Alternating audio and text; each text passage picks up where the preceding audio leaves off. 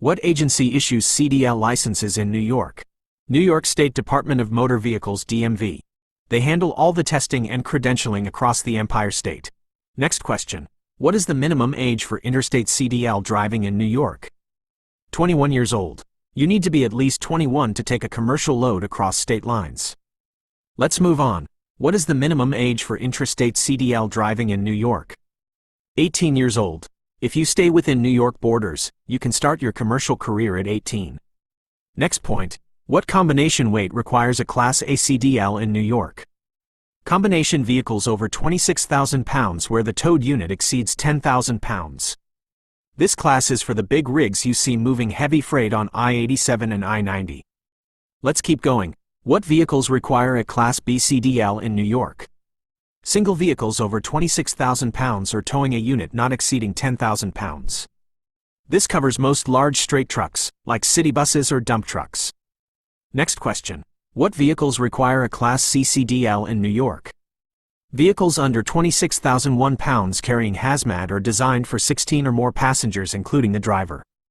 Class C is specifically for specialized smaller loads or passenger transport. Let's move on. How long is a New York CLP valid? 180 days, renewable once for another 180 days. Your learner's permit gives you plenty of time to practice before the big exam. Next point. What supervision is required when driving with a New York CLP? A CDL holder with proper class and endorsements must sit in the front passenger seat. You cannot drive solo while learning. A qualified mentor must be right beside you. Let's keep going. What vision standard is required for a New York CDL? 20/40 in each eye with or without correction and at least 70 degrees peripheral vision. Good eyesight is a non-negotiable for staying safe on the highway. Next question. How often must a New York CDL holder renew their medical certificate? Every 2 years unless a condition requires more frequent review. Staying physically fit for the road is a key part of the job. Let's move on. What blood pressure level qualifies for a full 2-year medical certificate? 140/90 or below. Keeping your heart health in check is vital for keeping your license active. Next point. What happens to a New York CDL if the medical certificate expires? The CDL is downgraded until a valid certificate is on file. If you let your medical card lapse, you lose your commercial privileges immediately. Let's keep going. What condition disqualifies a driver from a medical certificate? Epilepsy not controlled by medication and insulin-dependent diabetes in most cases. Certain medical conditions are considered too high risk for commercial operation. Next question. What is the minimum tread depth on front steering axle tires? 4/32 of an inch. Your front tires are your lifelines for steering. They need the most grip. Let's move on. What is the minimum tread depth on all other CMV tires? 2/32 of an inch. All tires must have enough tread to handle rain and snow safely. Next point. What is the maximum single axle weight on New York highways? 22,400 pounds. Staying within weight limits protects New York's infrastructure. Let's keep going. What is the maximum tandem axle weight on New York highways? 36,000 pounds. Weight distribution is key to maintaining control of your vehicle. Next question. What is the maximum gross vehicle weight on New York highways without a permit? 80,000 pounds. The total weight of your truck and cargo cannot exceed this limit on the interstate system. Let's move on. What is the New York Trip Program? A permit system allowing overweight and overdimensional vehicles to travel on designated New York routes. Always check your permits before heading out with an extra large load. Next point. What unique rule applies to CMV operations in New York City? NYC has additional local regulations including specific route restrictions, bridge and tunnel permits, and idling laws. Driving in the city requires extra planning and attention to local signs. Let's keep going. What are the 3 parts of total stopping distance? Perception distance, reaction distance, and braking distance. It takes a lot of time and space to bring a heavy truck to a halt. Next question. At 55 miles per hour, how far does a loaded truck travel before stopping? About 390 feet under ideal conditions. That is longer than a football field, so always give yourself plenty of room. Let's move on. What is reaction distance at 55 miles per hour? About 60 feet in the 1 second it takes to react. This is the distance you cover before your foot even touches the brake pedal. Next point. What following distance applies under normal conditions? 1 second per 10 feet of vehicle length plus 1 second over 40 miles per hour. Proper spacing is your best defense against rear-end collisions. Let's keep going. What following distance change is needed in bad weather? Double the normal following distance. When visibility or traction drops, your safety cushion must grow. Next question. What speed reduction is recommended on wet roads? Reduce by 1/3. Water on the road significantly increases your stopping distance. Let's move on. What speed reduction applies on packed snow? Reduce by 1/2. Winter in New York requires extreme caution and much lower speeds. Next point. What speed reduction is needed on ice? Reduce by 2/3 or more. Ice is the most dangerous surface. Sometimes the only safe move is to stop. Let's keep going. What is hydroplaning and how should a driver respond? Loss of tire contact with road due to water. Ease off the accelerator without hard braking. Keep the wheels straight and wait for the tires to regain their grip. Next question. What causes brake fade and how is it prevented? Overheated brakes from continuous downgrade use prevented by low gear and controlled braking.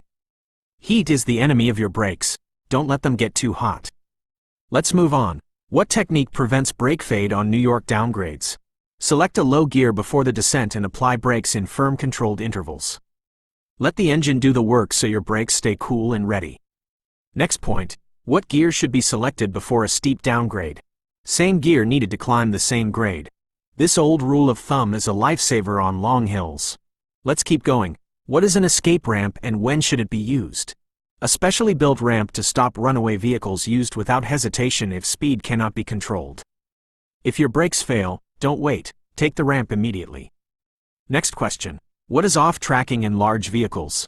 Rear wheels following a shorter arc than front wheels in a turn. Your trailer won't follow exactly where the cab goes. Let's move on. What is the danger of off-tracking in a right turn? Rear wheels may jump the curb or hit objects that appear clear. Always swing wide to give your trailer the room it needs. Next point. What is jackknifing and what causes it? Trailer folding against the tractor from locked trailer wheels during hard braking. This usually happens when the trailer loses traction before the tractor does. Let's keep going. How is jackknifing prevented? Avoid sudden hard braking on slippery surfaces and brake smoothly. Gentle inputs are the key to keeping your rig straight. Next question. What is trailer sway and how is it corrected? Side-to-side movement from speed, wind, or uneven loading corrected by easing off the accelerator. Do not fight the sway with the steering wheel, just slow down. Let's move on. What is the tug test when coupling? Engaging low gear and gently pulling against the locked kingpin to confirm fifth wheel engagement. This is the only way to be 100% sure your trailer is actually attached. Next point. What is the correct coupling sequence? Position tractor align kingpin connect airlines raise landing gear perform tug test and inspect. Following the proper order prevents dangerous mistakes at the yard. Let's keep going. What is the correct uncoupling order? Lower landing gear apply trailer brakes disconnect airlines and electrical chock wheels then extract tractor. Take your time to ensure the trailer is secure before pulling away. Next question. What are the glad hands on a combination vehicle? Connectors joining service and emergency airlines between tractor and trailer. Make sure these seals are clean and tight every single time. Let's move on. What happens if the emergency airline disconnects while moving? Trailer brakes apply automatically. The system is designed to stop the trailer if it loses its air supply. Next point. What is the trailer hand valve used for? Testing trailer brakes only, never while driving, as it causes jackknifing. This is a tool for the yard, not for the highway. Let's keep going. What is the normal air pressure range in a CMV brake system? 100 to 125 psi. Your compressor works to keep you in this safe operating zone. Next question. At what pressure does the low air warning activate? 60 psi. If you hear that buzzer, you need to find a safe place to stop immediately. Let's move on. What is the air loss rate limit with brakes released? No more than 3 psi per minute. A leak faster than this means your truck is not safe to drive. Next point. What is the air loss rate with brakes applied for a combination vehicle? No more than 6 psi per minute. Checking this ensures your system can hold pressure when you actually need to stop. Let's keep going. What are spring brakes in a CMV? Emergency and parking brakes held by air that apply automatically when pressure drops below roughly 20 to 45 psi. These mechanical springs are your last line of defense if all air is lost. Next question. What brake check is done during the pre-trip inspection? Build air to governor cutoff test warning at 60 psi. Verify parking brake and inspect all brake components. Your pre-trip is the most important part of your day. Don't rush it.